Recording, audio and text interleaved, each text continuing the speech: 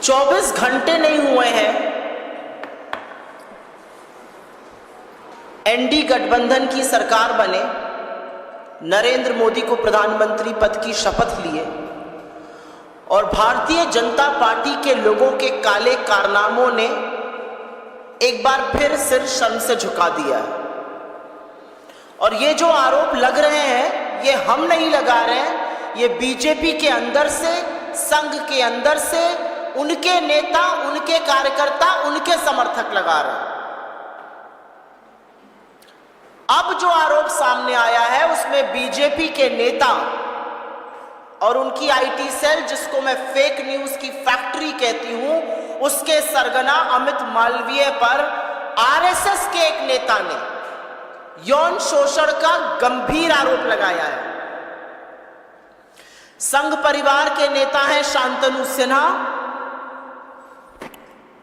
वो बीजेपी के बंगाल के पदाधिकारी राहुल सिन्हा के भाई हैं, एबीवीपी के सदस्य रह चुके हैं, हिंदू संघ के प्रमुख हैं। उनका कहना है कि बीजेपी आईटी सेल के प्रमुख अमित मालवीय बंगाल में औरतों का यौन शोषण करते हैं और सिर्फ 5 सितारा होटलों में ही नहीं, बीजेपी के दफ्तर तक में ये काली करतूतें चलती हैं। उन्होंने बंगाली में ट्वीट करके, बांग्ला में ट्वीट करके ये भी लिखा है कि बीजेपी नेताओं में होड़ लगी हुई है औरतों की आपूर्ति करने की। उनका कहना है कि ये सब लोग मिलकर, और अमित मालवीय का नाम लेकर उन्होंने कहा है, औरतों का यौन शोषण करते हैं। ये आरोप कांग्रेस पार्टी का नहीं है, ये आरोप संघ के एक व्यक्ति का है जो बीजेपी से जुड़ा हुआ है। मैं जानना चाहती हूं बीजेपी की आईटी सेल है या दरिंदों का जमावड़ा है? आपको याद होगा उत्तर प्रदेश के आईआईटी बीएचयू का वो गैंग रेप कांड, जिसमें सक्षम पटेल, कुणाल पांडे, आनंद चौहान जैसे लोगों का नाम आया था। ये सब शीर्ष नेतृत्व ही नहीं, प्रधानमंत्री मोदी के बड़े करीबी लोग, लेकिन ये बीजेपी की आईटी सेल के संयोजक, सह संयोजक और उसके सदस्य थे। तो दरिंदों का जमावड़ा है क्या बीजेपी की आईटी सेल? आज सवाल इस बात का है,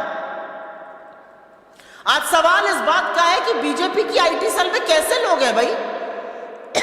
एक ध्रुव सक्सेना था, आईएसआई की मुखबिरी करते हुए पकड़ा गया था, हिंदुस्तान में मुखबिरी करता था आईएसआई के लिए। ये किन दरिंदों से, किन लोगों से भरा हुआ है बीजेपी की फेक न्यूज फैक्ट्री, बीजेपी की आईटी सेल? और बीजेपी में कितने महिला विरोधी लोग हैं भाई? हाथरस से लेके लखीमपुर, लखीमपुर से लेके उन्नाव, उन्नाव से लेकर चाहे वो उत्तराखंड की अंकिता भंडारी हो, चाहे वो गुजरात की बेटी बिल्किस बानो हो, चाहे वो इस देश की सबसे होनहार खिलाड़ी बेटियां हो, हर बार आरोपी बीजेपी का नेता, कभी कुलदीप सेंगर, तो कभी चिन्मय आनंद, तो कभी ब्रजभूषण, तो कभी अंकिता भंडारी का हत्यारा जिसके पिता बीजेपी के नेता है। कैसे लोगों से बीजेपी भरी पड़ी है? और सवाल इस बात का है कि इतने गंभीर आरोप आपके बड़े पदाधिकारी के खिलाफ लगे, लेकिन एक शब्द नहीं बीजेपी की ओर से, कोई प्रतिक्रिया नहीं, कोई उस पर एक्शन लेने की बात नहीं। तो आज सवाल इस बात का है कि सुई टपक सन्नाटे का सच क्या है? किसको बचाया जा रहा है? क्यों बचाया जा रहा है? किसके कहने पर बचाया जा रहा है? अगर इतना बड़ा आरोप किसी बीजेपी के बड़े पदाधिकारी पर लगा है तो बीजेपी का नेतृत्व क्या कर रहा है? नरेंद्र मोदी किस मुंह से महिलाओं की संरक्षण की बात करते हैं जब वो संरक्षण हर बार आरोपी को देते हैं? और ये महज संयोग नहीं है, महज संयोग नहीं है कि फिर से यौन शोषण का आरोप एक ऐसे व्यक्ति पर लगा जो सत्तारूढ़ दल में एक बड़े पद पर बैठा है। जो प्रचार प्रसार का एक तरह से प्रमुख है, जो नैरेटिव बनाता है, इस व्यक्ति ने अपना इतिहास इनका खखोल लीजिएगा, इतने ऐसे व्यक्ति को ऐसे पद पर बिठाना यह बीजेपी का नैतिक दिवालियापन दिखाता है। यह वो व्यक्ति है जिसने खुलेआम पोर्नोग्राफी की बात करी है। यह वो व्यक्ति है जिसने विपक्ष के खिलाफ झूठ, मनगढ़ंत कहानियां, हर तरह के षड्यंत्र रचे हैं। राजनीतिक प्रतिद्वंद्विता को किनारे रखकर इसने देश के प्रथम प्रधानमंत्री पंडित नेहरू तक को नहीं बख्शा। उनकी अपनी बहन और भतीजियों के साथ की फोटो को इसने दुष्प्रचार करके चलाया, लांछन लगाया। इस आदमी ने राहुल गांधी के बयानों को काट छाट कर उनकी छवि धूमिल करने का कुत्सित प्रयास किया। इस व्यक्ति ने तमाम मर्यादाओं को लांघते हुए सोनिया जी के खिलाफ, विपक्ष के तमाम नेताओं के खिलाफ दुष्प्रचार किया। कोई राजनीतिक मर्यादा, कोई राजनीतिक शुचिता इस आदमी ने नहीं रखी और एक ऐसी फेक न्यूज फैक्ट्री बना दी बीजेपी की, जो सिर्फ झूठ, सिर्फ मनगढ़ंत कहानियां, मनोहर कहानियां रचती है, आधा सच और पूरा झूठ फैलाती है। तो आज हमारी मांग है कि आरएसएस के एक वरिष्ठ पदाधिकारी के इस बयान पर बीजेपी क्या कर रही है। हमारी मांग है कि एक निष्पक्ष जांच हो। हमारी मांग है कि सच सामने आए और हमारी मांग है कि जब तक जांच पूरी तरह से कार्रवाई ना हो जाए, सत्तारूढ़ दल के इतने बड़े पद पर एक ऐसा व्यक्ति नहीं बैठ सकता है जिस पर इतने बड़े यौन शोषण के गंभीर आरोप लगे हैं।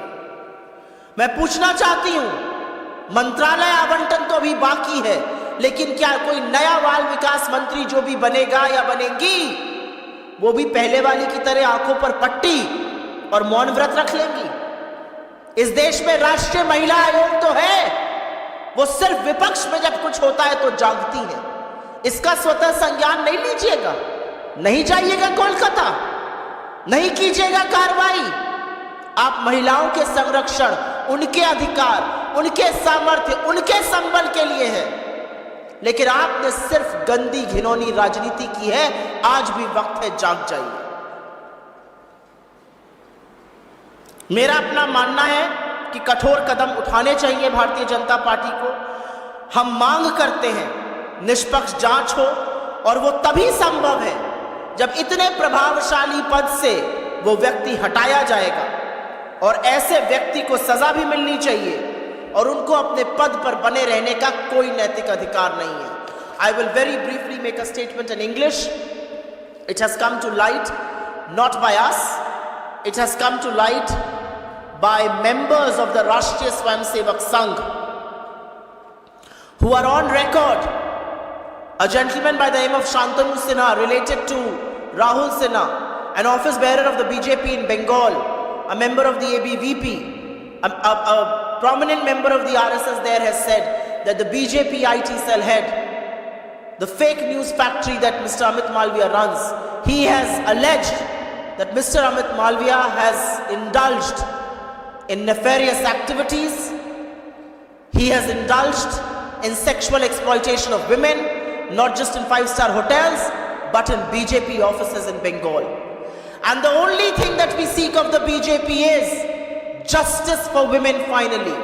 Whether it is Hathras or Lakhimpur or Shahjahanpur or our most decorated athletes or Uttarakhand or Bilkis Bano, the Prime Minister has consistently given political patronage and support to perpetrators of the crime. It's high time you stand with women. It's high time you stand with India's daughters. And unless and until you do not answer their plight, you have no business to be in power. The reality is, less than 24 hours after the Prime Minister has been sworn in, very, very serious charges of sexual exploitation have been leveled against a very prominent office bearer of the BJP, the head of its IT cell. But is it to anybody's surprise? The IIT BHU gang rape, if you remember, and the three people involved, Saksham Patel, Kunal Pandey and Anand Chauhan, all members of the BJP IT cell, all extremely close to senior leaders of the BJP, including Narendra Modi. This is a pattern. It's a pattern, whether it's Kuldeep Singh Sengar or Chinmayanand or Brij Bhushan or Ankita Bhandari's murderer or those who were released, who killed and who gang raped Bilkis Bano and her family. It's a pattern. They're all BJP leaders and each one of them has been protected by Narendra Modi. And so today we seek the immediate removal of Amit Malviya from his position. It's an extremely influential position. It's a position of power and there can be no independent inquiry. There can be no independent probe. There cannot be justice unless and until he doesn't get removed from his position. He cannot continue in that position of authority and influence if justice indeed has to be done. He is the same man who has perpetrated one lie after the other. He has not maintained any decency in public life. He has not even spared India's first Prime Minister, Nehru. He has publicized and maligned Nehru for images with his sister and his niece. He has cut and snipped Rahul Gandhi's media bites, his statements, his addresses. He has crossed every limit of morality and decency in public life when he leveled charges against opposition leaders. And a man like this is influential within the BJP system, and we want his immediate removal for independent probe to happen. We only hope that the Prime Minister will learn some lessons in the 63 seats that he lost. The Prime Minister will learn humility. The Prime Minister will learn that he cannot consistently stand with people who exploit women. And we hope that the new Minister for Women and Child Development is not going to be a mute bystander to women's plight. We do hope the National Commission for Women will finally find their voice, their conscience and their morality, and will take suo moto cognizance of this matter and will take the first flight available to Kolkata. That's what we demand. The justice can only be done if indeed this man is removed from his position of authority and power. आपके सवालों का स्वागत है. पहले मैं suo motu सवालों का जवाब दूंगी. शुक्ला नहीं सिन्हा जो आरोप लग रहे हैं कि ऐसा सिर्फ 5 स्टार होटल में बंगाल के भाजपा कार्यालय में हो, साथ ही साथ उन्होंने ये कहा कि बंगाल नेताओं में ऐसी प्रतियोगिता चलती है, कौन नेता कितनी अधिक लड़कियां आपूर्ति करते अच्छा पद हासिल करे. जी हाँ, और मुझे ऐसा लगता है कि ये आरोप विपक्ष के किसी नेता ने नहीं लगाए हैं, नहीं तो इस पे बीजेपी कहती कि हम विपक्ष की राजनीति कर रहे हैं. ये आरोप संघ के एक बड़े पदाधिकारी ने लगाए हैं, जिसका भाई बीजेपी का पदाधिकारी है, जो बंगाल में है, जिसने बांग्ला में सब कुछ लिखा है. तो हम ये पूछना चाहते हैं कि बीजेपी किस चीज का इंतजार कर रही है? क्यों आपकी आईटी सेल ऐसे दरिंदों से, ऐसे देशद्रोहियों से, ध्रुव सक्सेना जैसे लोगों से, सक्षम पटेल जैसे लोगों से, अमित मालविया जैसे लोगों से भरी पड़ी है? इस देश की आधी आबादी आपसे पूछ रही है, 63 सीटें हारने के बाद क्या आपके अंदर की नैतिकता जागेगी? ये पूछना चाहती है इस देश की आधी आबादी, या फिर से एक आरोपी एक दरिंदे के साथ खड़े होकर उसको संरक्षण दीजिएगा? मैं जानना चाहती हूं, जो औरतों के नाम पर गंदी राजनीति करते हैं, क्या वो वहां जाएंगे? क्या इसका संज्ञान लेंगी नेशनल कमीशन ऑफ वुमेन की चीफ, या आंखों पर पट्टी और मुंह में दही जमाए चुप और मौन व्रत ले लेंगी? आज सवाल इस बात का है. कोई और सवाल इस पर?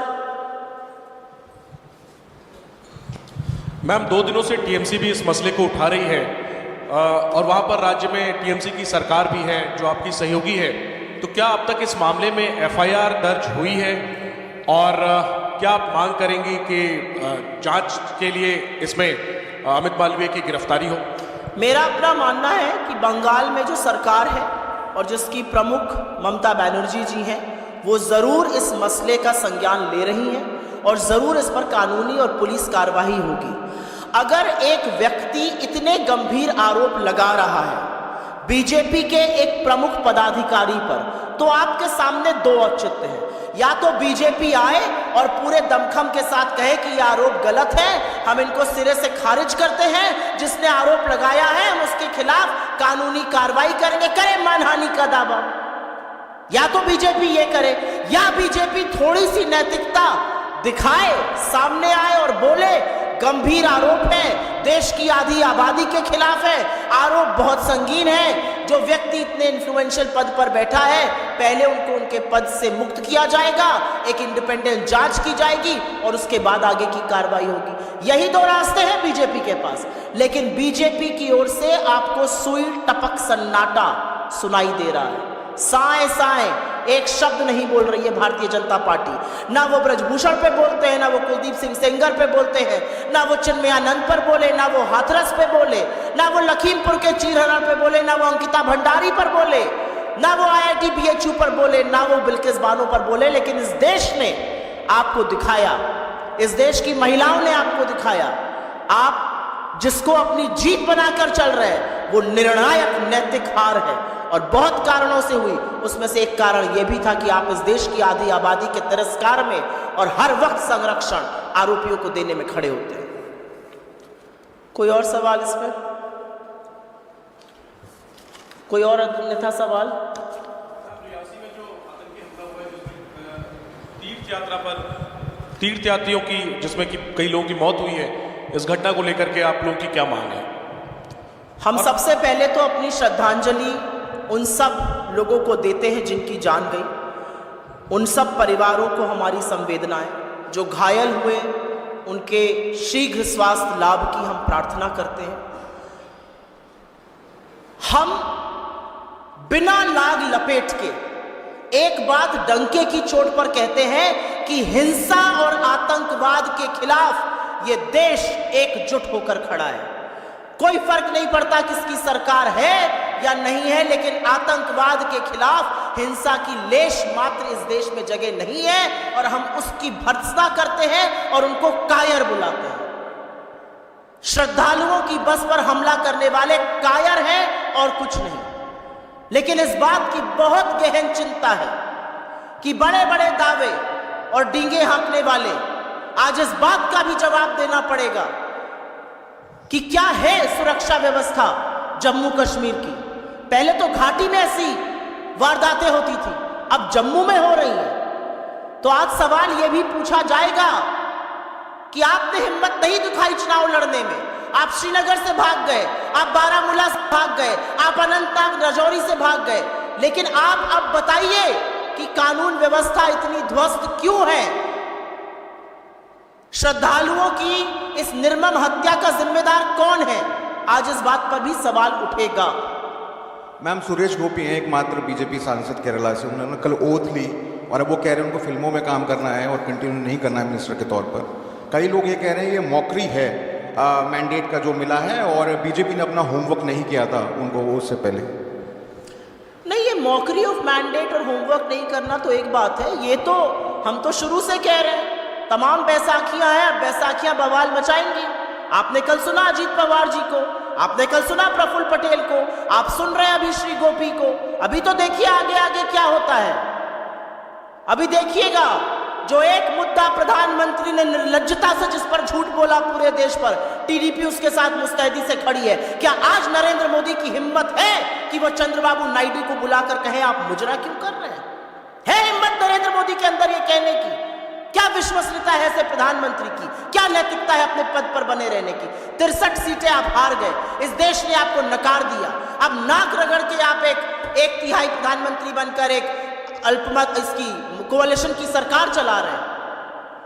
आपने जिस नीतीश के डीएनए पर सवाल उठाया था, आज आप उनके सामने नतमस्तक होके पड़े, तो आज पूछना पड़ेगा ना आपसे। आपका सांसद कहता जी मुझे बनना ही नहीं है, मैं बनना ही नहीं चाहता हूं, मैं तो पिक्चरों में काम करना चाहता हूं। ये इस देश के लोकतंत्र का माहौल है, और इसका सबक जनता अभी और आने वाले दिनों में सिखाएगी। अभी तो जनता ने खड़े होकर सिखाया है सबक। बस आपके अहंकार का अंत होगा, ये जनता ने मैसेज दे दिया है। समझने वाला समझेगा, जो ना समझे वो अनाड़ी है। लेकिन जो खींचतान है वो तो अभी मंत्रालयों को लेकर, पोर्टफोलियो को लेकर, कैबिनेट या एमओएस को लेकर अभी देखिएगा क्या क्या होता है। जो व्यक्ति अपनी मनमर्जी से, जो व्यक्ति तुगलकी फरमानों से, जो तानाशाही से, जो मन में आया माय वे और द हाईवे की सरकार चलाता था, अब उसको सबक सिखाएंगे इनके घटक दल, सबक सिखाएगी इस देश की जनता, सबक सिखाएगा कोalition का धर्म। मोदी जी एक बात नहीं जानते हैं और वो एक बात नहीं कर सकते हैं, वो समन्वय नहीं बना सकते हैं क्योंकि वो लोगों की बात नहीं सुनते हैं। तो देखिएगा इसका क्या हश्र होगा। जी सुप्रिया जी, जो कल की घटना हुई जिस कश्मीर में, जिस पर आप भी सवाल उठा रही हैं, लेकिन ये आतंकी घटना है, लेकिन इसको एक वैसी घटना, सामान्य घटना बताने की कोशिश की गई और ऑफिशियली ट्वीट भी हुआ है पीएमओ से। तो क्या लगता है कि एक आतंकी घटना को छुपाने की कोशिश की गई है? क्योंकि कल मुझे नहीं पता, आपको पता है कि नहीं ये बात। अगस्त 2019 से, और मैं आपको बोलती हूँ होमवर्क करिएगा, आप सब करिएगा, नरेंद्र मोदी का ट्विटर हैंडल खोलिए, पीएमओ का ट्विटर हैंडल खोलिए। अगस्त 2019 से आतंकी घटनाओं में हमारे जवान शहीद हुए, हमारे ऑफिसर शहीद हुए, पुलिस के लोग शहीद हुए, लेकिन नरेंद्र मोदी ने श्रद्धांजलि का एक शब्द तो छोड़ दीजिए, उन हमलों का संज्ञान तक नहीं लिया। अगस्त 2019 के बाद से यह पैटर्न है नरेंद्र मोदी का, और आज आतंकी हमले को ढकने की, तोपने की, उस पर लीपापोती की कोशिश बेकार है। आतंकी हमले के खिलाफ ये देश एकजुट होकर खड़ा है। आतंकियों को ये बात पूरी तरह से समझानी होगी कि आपकी हिंसा और आपकी नफरत के खिलाफ ये देश एकजुट है। ऐसी जरूरत कीजिएगा मत। हो गया? बहुत धन्यवाद आप लोगों का।